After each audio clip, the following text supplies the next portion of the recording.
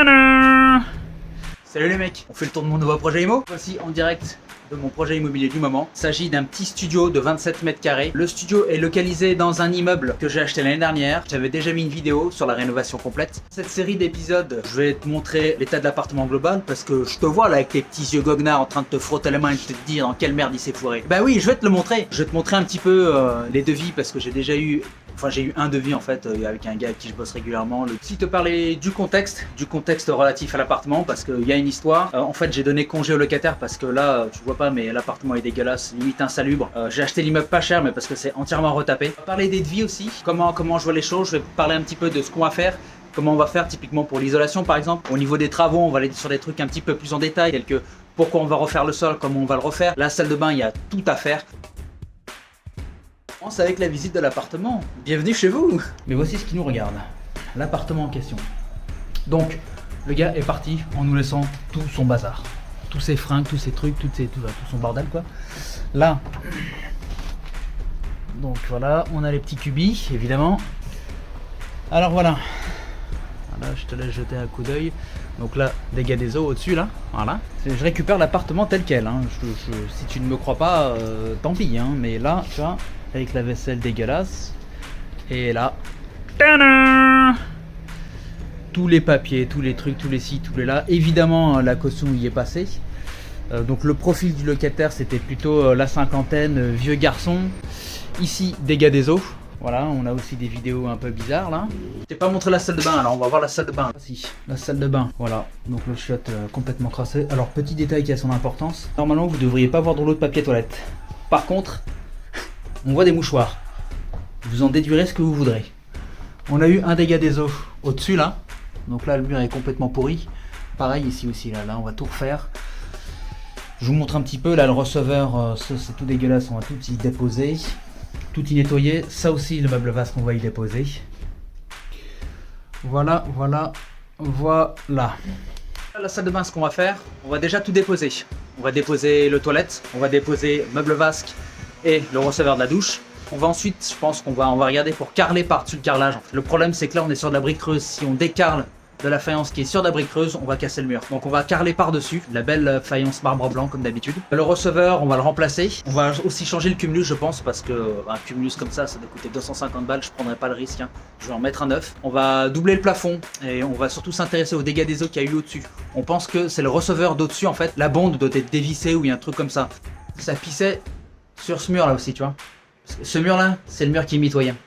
Pour ce qui s'agit de l'électricité, c'est tout à reprendre aussi. Tu vois, là, regarde. Ça, c'est des trucs avec fusible, ça. Ça, il faut dégager absolument, ça peut être un problème. On va regarder ensuite le plafond. Le plafond, on tombe sur des trucs comme ça. Alors ça, pour information, c'est des dalles en polystyrène.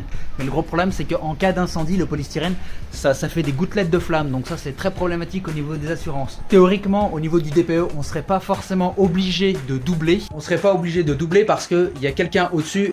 Maintenant, ensemble, on va regarder les murs. Comment est-ce qu'on va faire pour isoler l'appartement et quel mur on va reprendre? Comme je t'en ai parlé dans la précédente vidéo qui doit être par là aussi, en fait, dans le DPE, il nous faut isoler les murs qui ne sont pas chauffés de l'autre côté en fait. Donc les murs qui donnent sur l'extérieur. Donc ça veut dire déjà les murs qui donnent sur les communs de la copropriété. 2, les murs qui donnent sur l'extérieur. Donc quand tu arrives dans l'appartement, ce mur-là, il y a une fenêtre, il donne sur l'extérieur, on va l'isoler. Celui-là, à côté, on n'a pas de voisin, donc il est pas mitoyen, il n'est pas chauffé, donc on va l'isoler aussi. Ce qu'on va faire, on va arracher la tapisserie, on va pas forcément détapisser, on va passer un coup de couteau à endurer ici, là.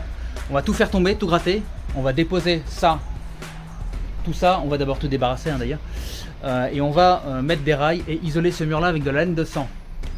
Ensuite pour les autres murs, alors celui-là, là tu le vois pas comme ça, mais derrière tu as un immeuble, donc il est chauffé. Ici, tu as les communs, donc faudrait normalement, il faudrait l'isoler aussi. Je suis pas sûr qu'on le fasse, ça, on verra ça le jour J. Alors ensuite, il faut que tu regardes le sol. Le sol, c'est quelque chose d'absolument très important parce que ça donne beaucoup de cachet. Et suivant la couleur que tu donnes au sol, tu peux renvoyer l'éclairage, tu peux l'absorber, tu peux mettre en valeur certaines choses. Là, tu es sur un sol, alors ça, c'est un espèce de lino, ça. Ça, c'est un espèce de lino, donc le but, c'est de tout y arracher et de mettre un réagréage. Un réagréage, c'est une espèce de boue, une gadoue, c'est autolissant et le but c'est d'avoir un plancher, une surface plane en fait. Pourquoi on fait un réagréage? On va faire un réagréage tout simplement parce que derrière on va mettre des dalles PVC. Alors à noter qu'on est sur une surface plancher, Donc on va faire un réagréage fibré. C'est un réagréage dans lequel il y a des fibres. Si tu fais un réagréage normal sur du plancher, ça va pas aller. Et ensuite tout ça, on va y mettre des dalles PVC dessus. Là, comme tu peux le voir, on a un éclairage qui est pas trop mauvais. Donc je pense qu'on va mettre des dalles PVC plutôt bois clair, à mon avis, c'est pas trop mal. Ici, on va évidemment reprendre le dégât des eaux. Alors, on va voir comment on peut faire, parce que ce qui se passe, c'est que le locataire au-dessus, techniquement, il est toujours locataire. Dans les faits, il est plus là, il est chez sa sœur. Donc normalement, on pourrait prendre possession de l'appartement, mais le problème, c'est que aux yeux de la loi, on n'a pas le droit. Et là, pareil. Donc tout ça, évidemment, ça va dégager. On va mettre une petite kitchenette en crédence. On va mettre une crédence en bois mélaminé avec motif marbre blanc. Je vais mettre une plaque en inox alu devant la plaque de cuisson. J'ai vu que les locataires font pas tellement gaffe et que du coup, ils ont tendance à bien saloper ma petite crédence. Pour ce qui s'agit des fenêtres, alors ça, c'est très important à regarder. Là, tu le vois peut-être pas là. Les fenêtres sont bonnes en fait. C'est des fenêtres en PVC assez récentes. Il faut que tu regardes en fait, quand tu regardes sur des fenêtres, c'est le joint. J'essaie de faire le point, tu vois. Mais le joint, il est bon. Il est poussiéreux, tu vois. Mais il est bon. Il a pas fondu, c'est pas du plomb. Ce qui est une bonne nouvelle parce que les fenêtres comme ça en PVC, fourniture plus pose, ça peut coûter entre 800 et 1200 balles. Donc là, il y en a 3, donc ça peut déjà coûter un sacré paquet de blé, tu vois. Un autre truc, je viens d'y penser, on va avoir un bout de démolition aussi là, tu vois. Là, quand tu regardes l'entrée, on va avoir un bout de mur ici, là. Ce bout de mur derrière, là, il y a un placard. Donc le jeu, ça va être de démolir cette partie au-dessus là, et la partie derrière, limite au placard. On va amener de la luminosité derrière, on va amener un petit peu d'éclairage. Quand le locataire va entrer dans l'appartement, la première chose qu'il va voir, c'est la lumière. Il va voir la fenêtre. Petit détail concernant le chauffage de l'appartement. Eh ouais, espèce de petit dinguelidou, tu m'en as pas parlé. Le chauffage de l'appartement, eh ben regarde. Tu vois ce que c'est ça? Ça, c'est du chauffage au gaz. C'est du chauffage au gaz et je pense que si je regarde à l'intérieur, je devrais même trouver des briques réfractaires. Alors c'est une aberration. C'est une aberration parce que là on est dans un studio. Techniquement, avec l'abonnement du compteur gaz, ça coûte plus cher que de mettre de l'électricité. Surtout que en plus, quand tu es au gaz, normalement tu dois avoir un contrat d'entretien avec une entreprise, un prestataire en fait, qui doit t'assurer l'entretien du chauffage au gaz en fait. Alors ça c'est vrai pour tout ce qui est chauffe-eau et chaudière. Là c'est un chauffage gaz, j'ai pas de chauffe-eau, pas de chaudière, donc ça doit juste chauffer ça, donc je sais pas si c'est vrai. Mais si c'est vrai, moi je sais même pas ça, hein, je pensais qu'il était à l'électrique. Il suffit qu'il y ait un pépin avec son gaz et que ça pète. Le gars n'a pas de contrat d'entretien, c'est moi qui ramasse. Donc j'ai franchement bien fait de lui donner congé.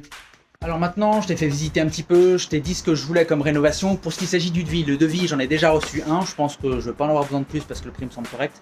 J'en ai pour 13 000 euros. 13 000 euros pour l'ensemble des prestations que je t'ai décrites. Ce qui compte le débarrassage et aussi la démolition. Donc on est sur des prix qui sont à peu près contenus et corrects. Moi, ça me va très bien.